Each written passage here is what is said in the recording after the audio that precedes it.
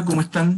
Inicio esto que hemos llamado, que he llamado video lecciones preparadas especialmente para el curso de Géneros y Técnicas Periodísticas del primer año de la Escuela de Periodismo de la Universidad de Santiago de este segundo semestre del 2021. En esta ocasión voy a tratar de desarrollar el concepto de rutinas periodísticas. Recuerden que este concepto además es clave para el trabajo grupal que ustedes están haciendo. Entonces, como en ocasiones anteriores, he preparado un esquema que es el que voy a compartir ahora con ustedes, ¿no? Entonces, lo que estamos es en esto de la rutina y el texto periodístico.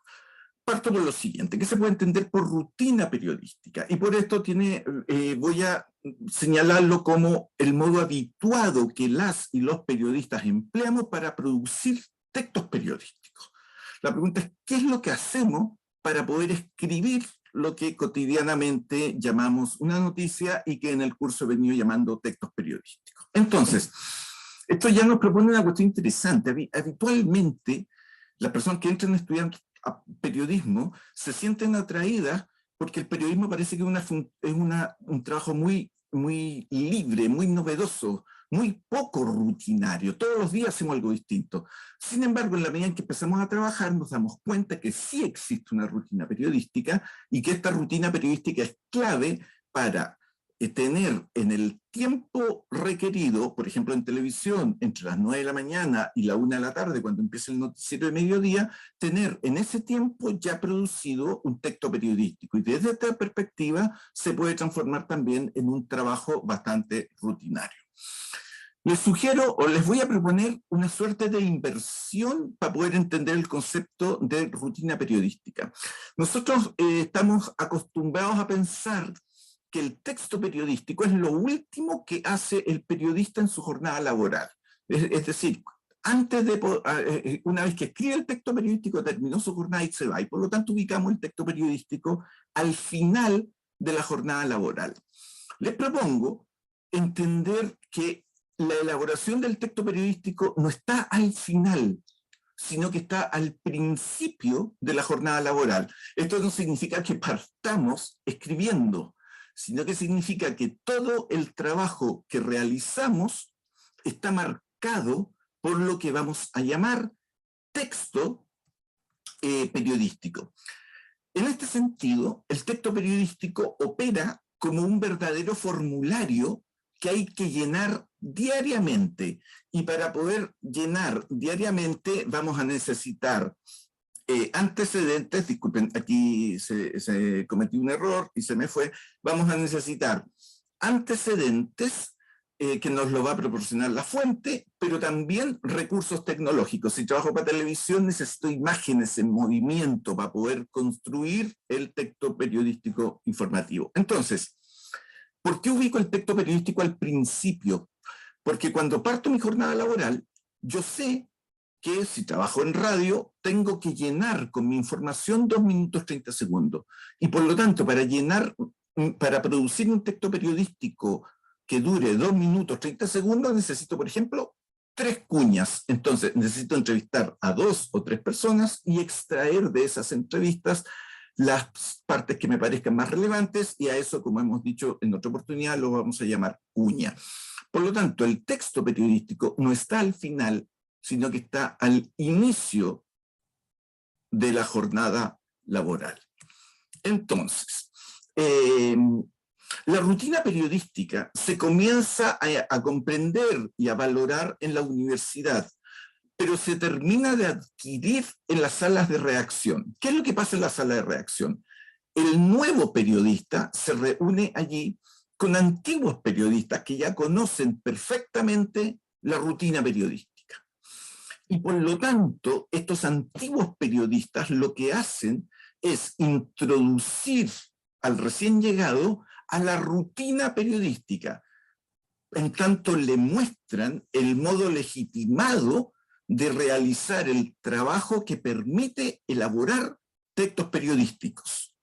En este sentido, la rutina periodística se reduce a consejos de expertos.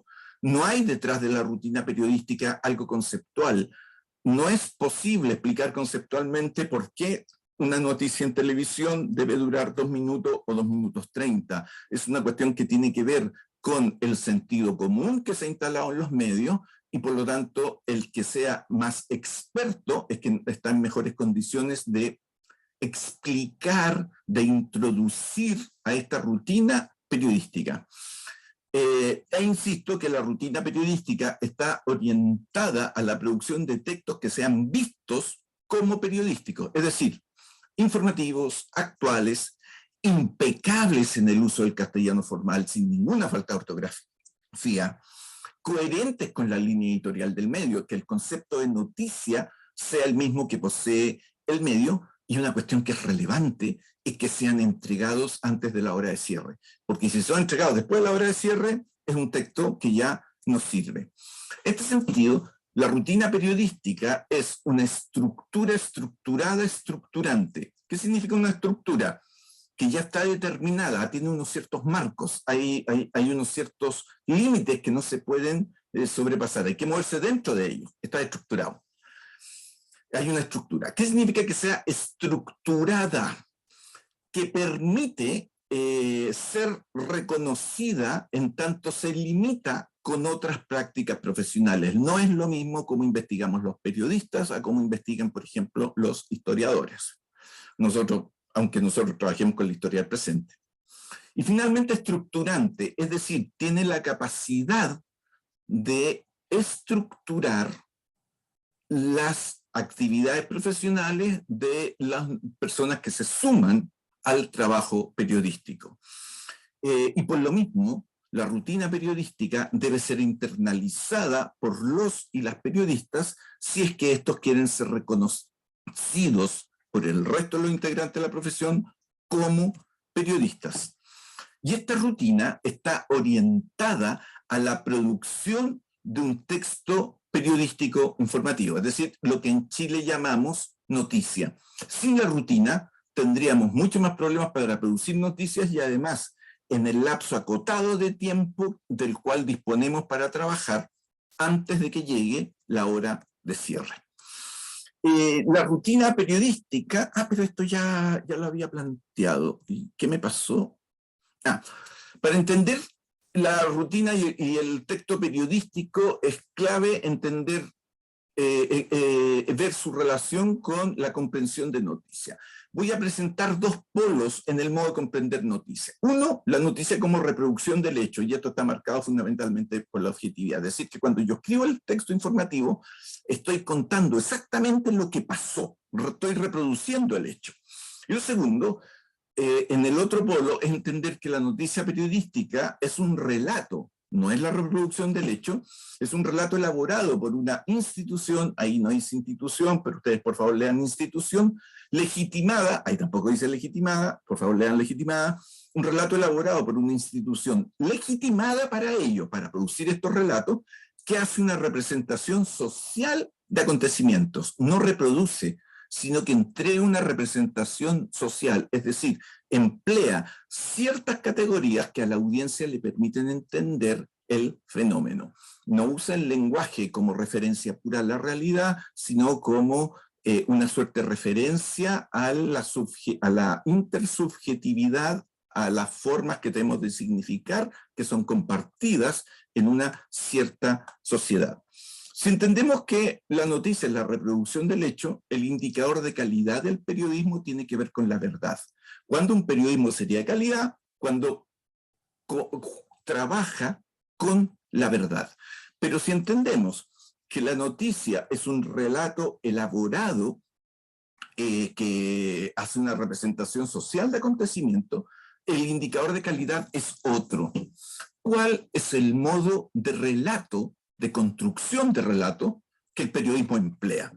Y cómo este modo de construcción de relatos favorece la inclusión, exclusión de actores sociales.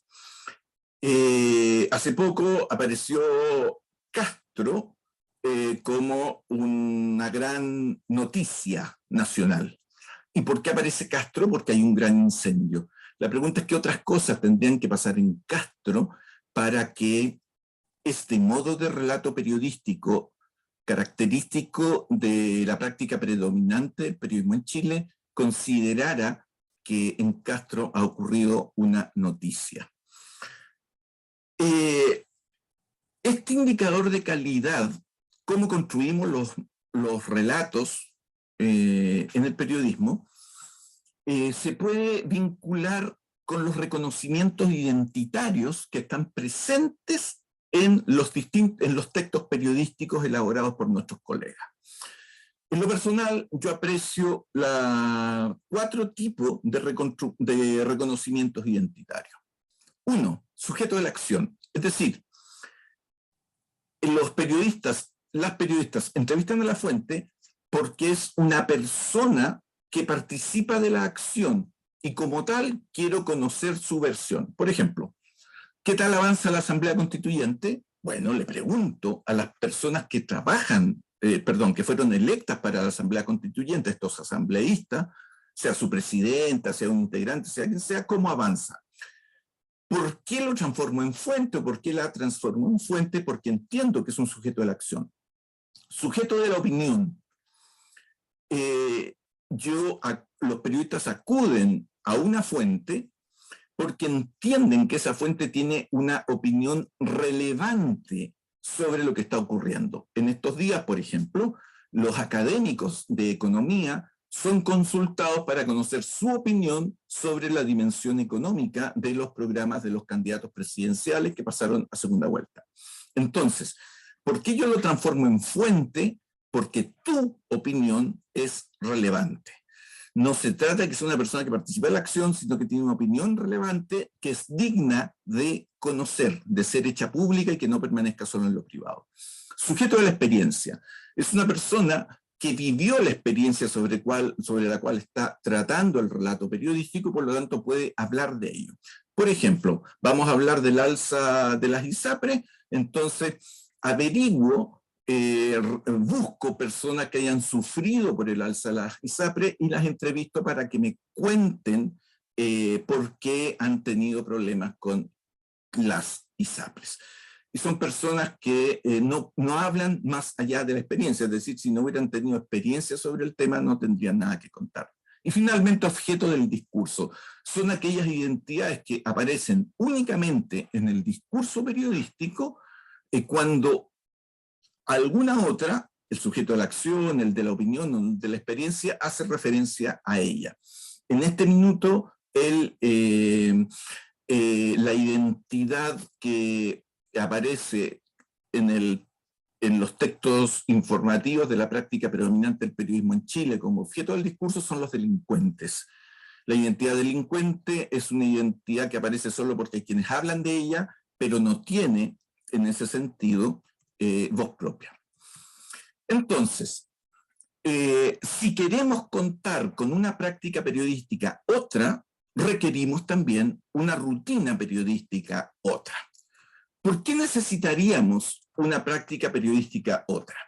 Porque la práctica predominante del periodismo en Chile entiende que la democratización del espacio público consiste en dar publicidad a los asuntos del Estado y ojalá gritar orgásmicamente que el rey va desnudo. Estoy haciendo uso de este cuento infantil del rey que se vestía con una tela transparente y en realidad esa tela transparente no existía y por lo tanto iba desnudo y todos en Palacio le rendían pleitesía hasta que un niño se atrevió a decir, oigan, pero si está desnudo.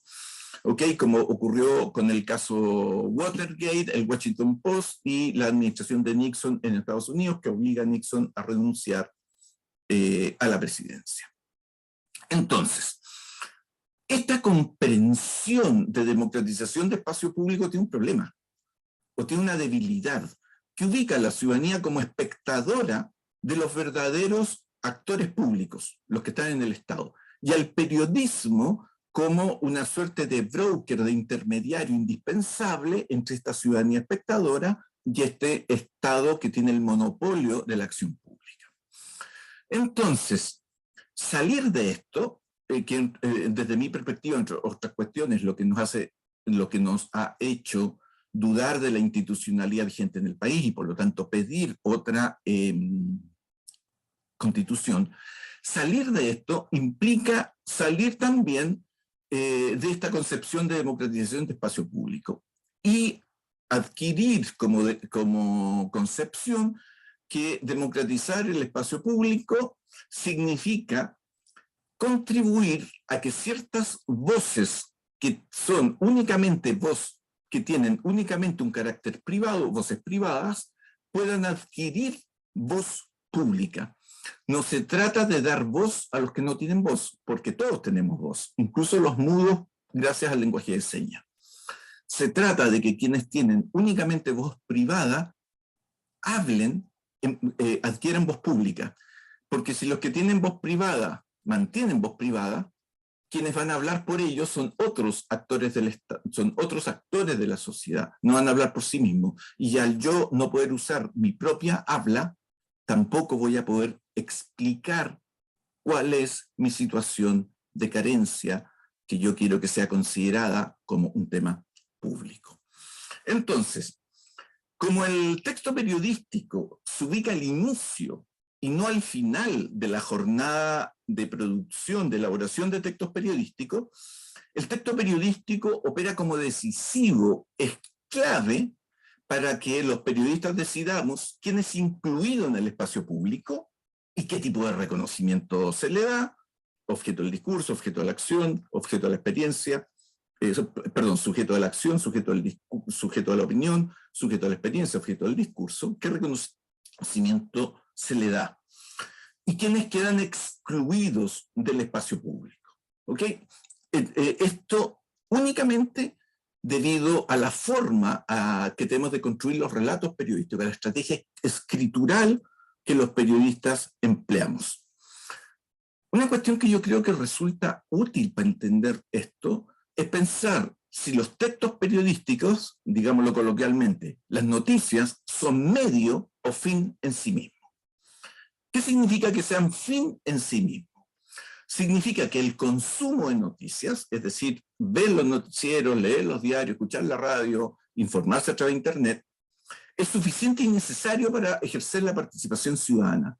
Y por lo tanto, reduzco la participación ciudadana a los momentos en que los ciudadanos y las ciudadanas nos toca pronunciarnos sobre la continuidad o el cambio de quienes están en el Estado. Algo así como la cumbia, ¿no? Quieren que siga, quieren que pare. Y esto se expresa en dos momentos. Uno, cuando contestan encuestas, eso tiene cada vez más una dimensión de participación ciudadana. Y segundo, cuestiones como las que van a pasar el domingo, cuando voy y voto.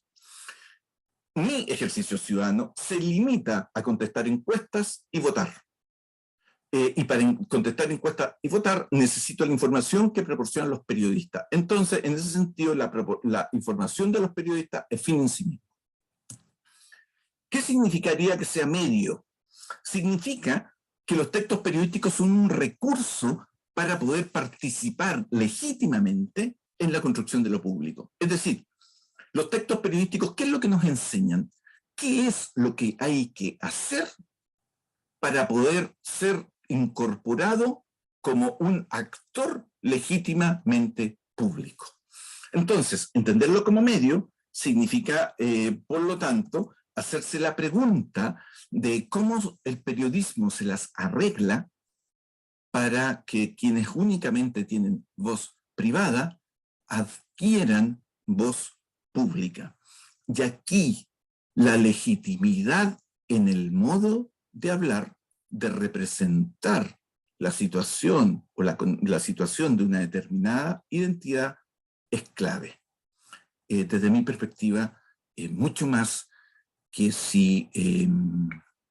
que dar publicidad a los asuntos del Estado. Hasta ahí la videolección de hoy. Nos encontramos en la clase.